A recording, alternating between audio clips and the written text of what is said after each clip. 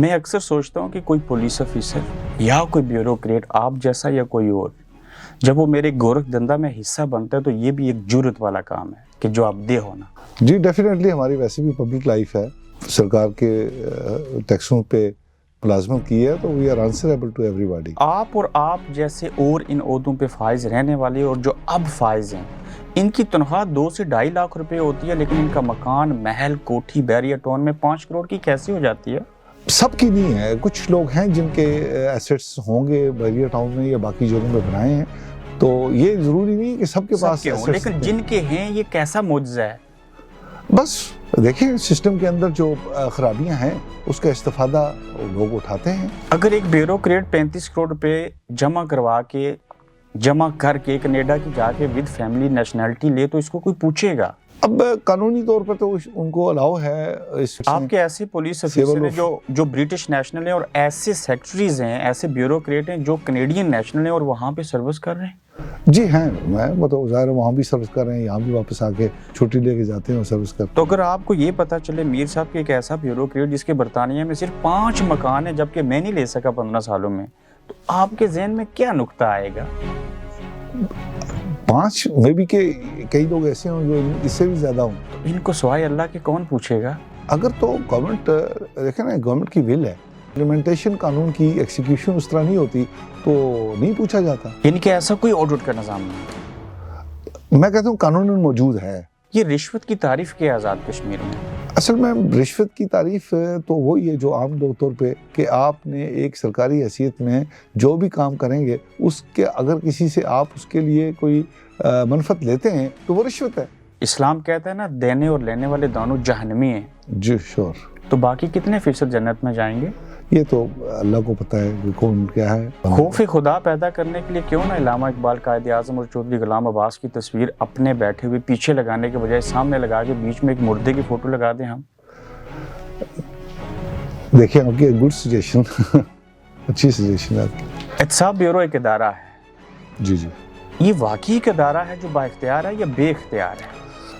Unfortunately Pakistan میں بھی اور آزاد کشمیر میں بھی یہ جو احتساب کا ادارہ ہے جس کو ہم اکاؤنٹیبلٹی بیورو کہتے ہیں پاکستان میں, اور ہمارے ہاں احتساب اس کا نام ہے, اس کو صحیح مقاصد اور صحیح قانونی اس تناظر میں استعمال کیا گیا. آپ جیسے بیوروکریٹ سے میں پوچھ سکتا ہوں کہ اگر یہ قوانین ہیں اینٹی کرپشن اور ساری چیزیں, تو کیا ایک پولیس افیسر کو عوام کو پکارتے ہوئے سر کہنا چاہیے نا؟ کہنا تو چاہیے, ظاہر ہے لوگوں کے لیے, گورنمنٹ لوگوں کے لیے ہوتی ہے اور سول سرونٹ جو ہے لوگ. تو ہماری پولیس کو عوام کو محترم جناب اور سر کہنے کے بجائے ان کو تو عوام دیکھ کے بھاگ جاتے ہیں.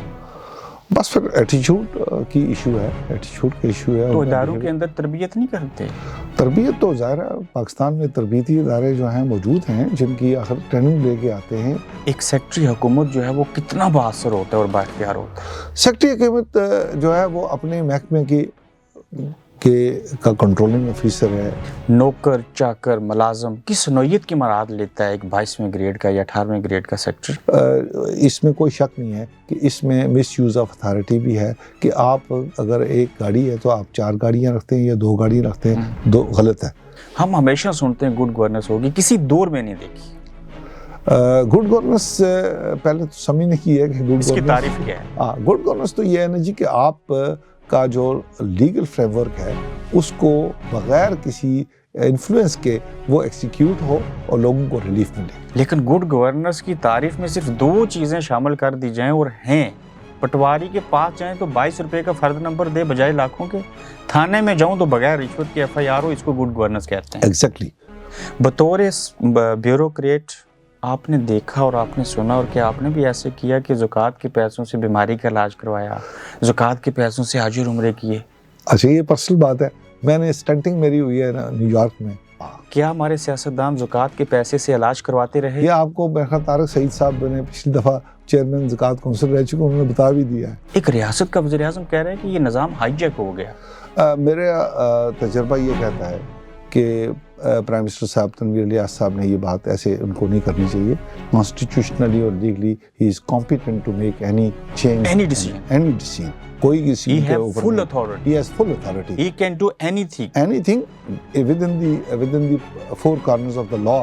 لیکن یہ آزاد کشمیر کی بیوروکریسی اتنی ظالم ہے معذرت کے ساتھ کہ اس نے وزیر اعظم کو بے بس کر کے رلا دیا.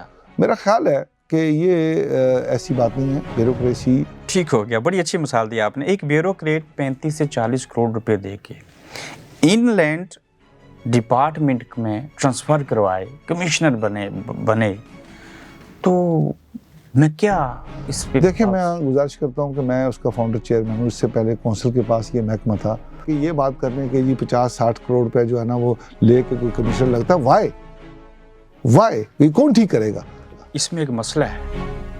آپ کہتے ہیں نا کہ وزیر اعظم آزاد کشمیر جو چیف ایگزیکٹو ہے اس کے پاس یہ اختیار ہے.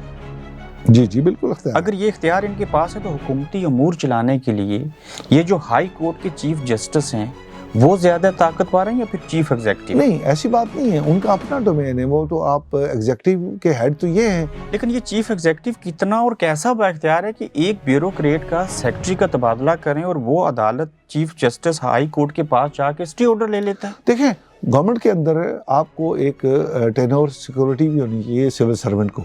لیکن یہ کورٹ میں جا کے ریلیف تو لے لیا, خود وہ سیکرٹری برطانیہ میں بیٹھا اور چیف جسٹس ہائی کورٹ عدالت سے وہ اسٹے آرڈر لے لیتا ہے. یہ مجھے نہیں پتا, لیکن یہ ہے کہ کورٹ کے پاس جو بھی ریٹ پٹیشن میں جائے گا ایکسٹرا آرڈنری ریلیف ہے. آپ ہی وہ ہیں نا فرحت علی میر جو بانی چیئرمین رہے CBR کے اور اس ڈپارٹمنٹ کی بنیادیں رکھی. جی الحمدللہ. آپ کو کام کیوں نہیں کرنے دیا گیا؟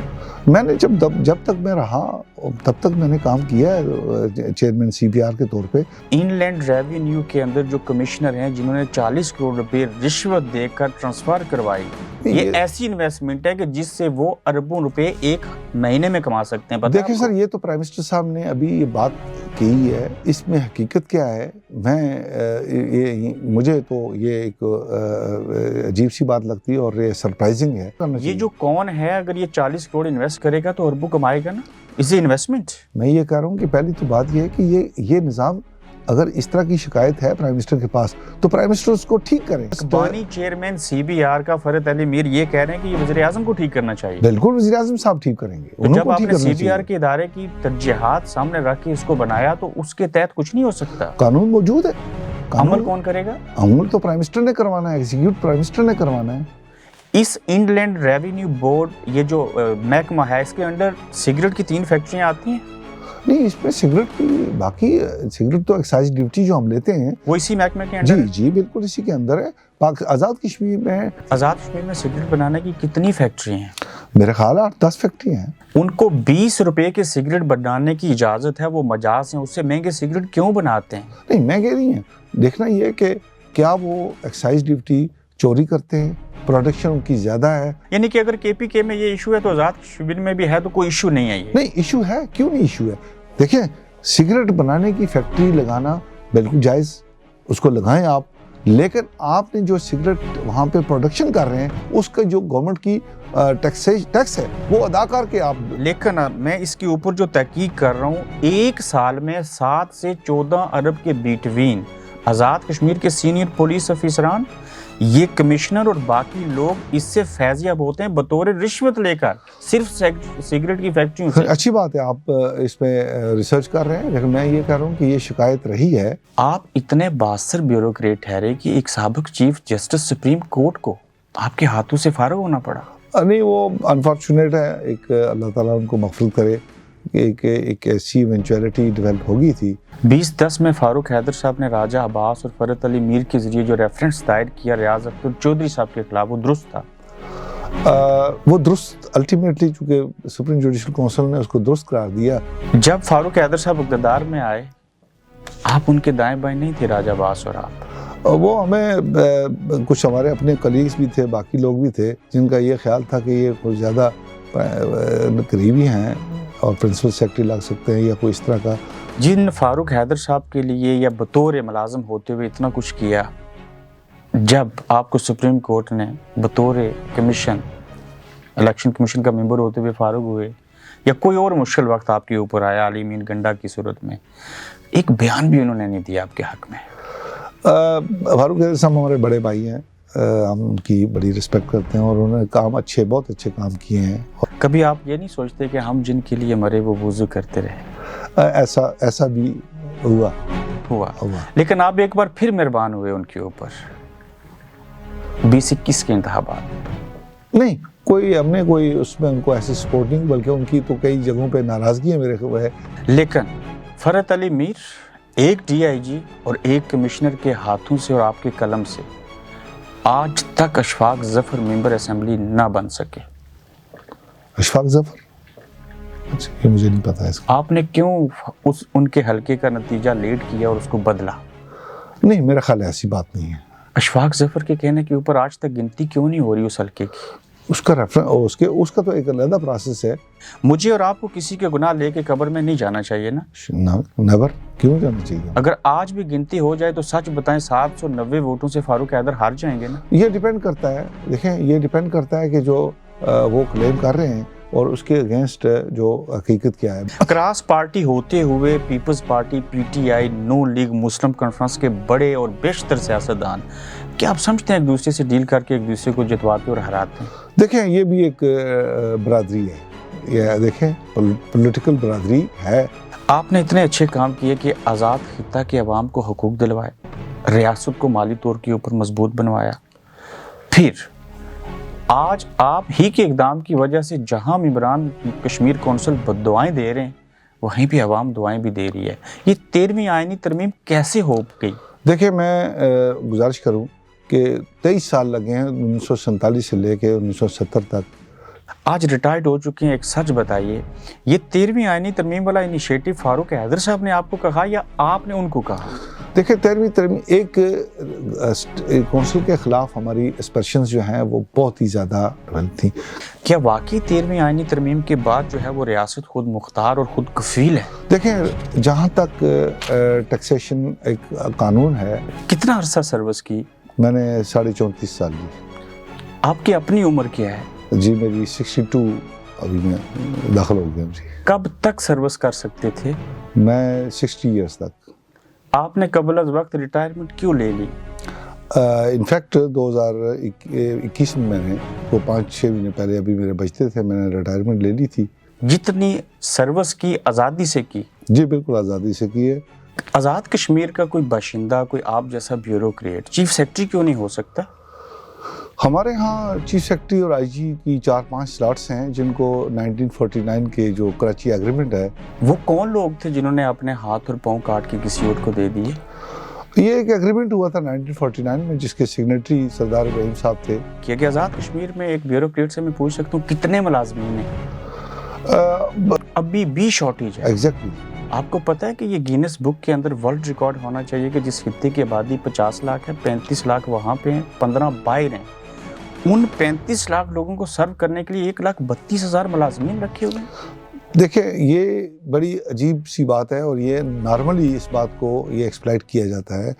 अगर आज भी स्टाफ मौजूद नहीं है 1,32,000 होने के बावजूद, तो 1 खरब रुपए का बजट, ज़्यादा से नहीं 1 खरब रुपए के बजट को फर्ज कर लेते हैं और 1 खरब बजट को लगाने के लिए 96 अरब रुपए इन मुलाजमीन पे लगाए जाते हैं। ये कौन सा डेवलपमेंट का प्रोग्राम है?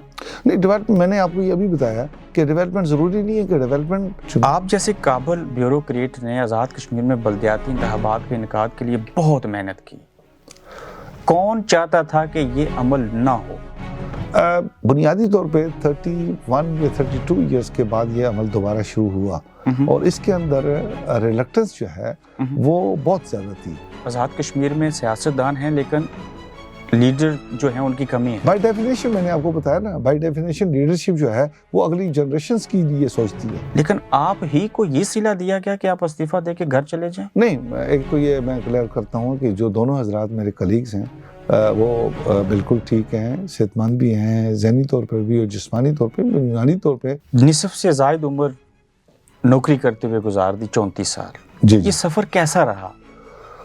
नदामत हुई कभी? मैं आपको बताऊं कि मैं फॉर्चुनेटली और मैं खुशकिस्मती आपको समझता हूं कि मुझे बहुत अच्छी ग्रूमिंग हुई है, बहुत अच्छे हमारे जो, और कभी धमकियां मिली? मिली भी हैं तो हमने परवाह नहीं की है। 34 सालों में इतने बड़े ब्यूरोक्रेट को अगर मैं ये पूछूं कि किस सियासतदान, हुक्मरान या वजीर से मुतासर हुए? कोई ज़्यादा सारी ख्वाहिशें पूरी हुई? ख्वाहिशात कोई इस तरह की पाली नहीं है کہ کوئی ایسی ہوں انمیچیبل ہوں تو جو جس ماحول میں یا جس طرح کی یہ زندگی تھی اس کے ساتھ جو وابستہ تھیں وہ اچھا گزرا ریٹائرڈ ہونے کے بعد بھی کوئی حکومت آئے، کوئی وزیر اعظم، کوئی صدر ریاست آپ کو پھر سے کہے گی کہ اس عہدے پہ آپ کو بٹھانا چاہتے ہیں، ہم بڑے قابل ہیں، قبول کریں گے؟ جی اگر تو ایسا کوئی دیکھیں ویسے تو ابھی ریٹائر ہو گئے ہیں، مستقبل میں کہیں سیاست میں تو نہیں آ جائیں گے؟ اگر کوئی ایسی ذمہ داری نہ ملی تو پالیٹکس میں ضرور انشاءاللہ ہوں گے۔ آپ اس لیے کتاب لکھیں گے کہ جو راز و نیاز کی باتیں، چیزیں دیکھی سنی، وہ ساری چیزیں ساتھ لے کے دنیا سے نہیں جانا چاہتے؟ نہیں جانا چاہیے، اس لیے کہ یہ ہمارا جتنا بھی تجربہ ہے یہ لوگوں کے ٹیکسوں کے اوپر ہم نے یہ کام کر کے لوگوں نے تجربہ لیا ہے اور یہ it should be passed on. بہت شکریہ آپ کے time. Thank you very much, بہت شکریہ۔ آپ دیکھ رہے ہیں گورکھ دھندا ابرار قریشی کے ساتھ۔